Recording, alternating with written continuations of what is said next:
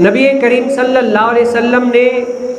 کیا ارشاد فرمایا کہ جمعہ کس وقت پڑھنا چاہیے؟ آیا جمعہ جلدی سے پڑھنا چاہیے یا جمعے میں دیر کرنی چاہیے،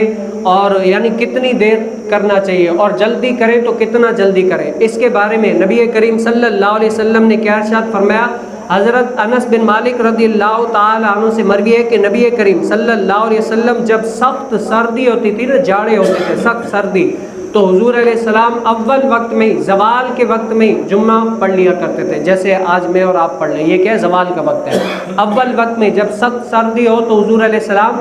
جلدی سے جمعہ پڑھ لیتے، تاکہ، اور ایک اور حدیث مبارکہ میں آیا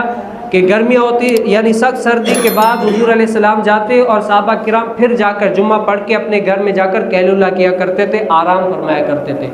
اور جب سخت گرمی ہویا کرتی تھی نا، تو نبی کریم صلی اللہ علیہ وسلم اس میں تاخیر کیا کرتے تھے، تاکہ کیا ہے، تھوڑا سا دیر ہو جائے اور ٹھنڈا دن ہو جائے، اس کے بعد پڑھ لیا کریں۔ تو یہ کیا ہے، یہ طریقے ہیں، آپ اس طریقے سے بھی، یعنی اس اعتبار سے بھی جمعے کو قائم کر سکتے ہیں۔ لیکن وہاں پر یہ دیکھا جاتا ہے، آیا اگر میں اپنی من مانی کروں گا تو اس سے کم آئیں گے، اور اگر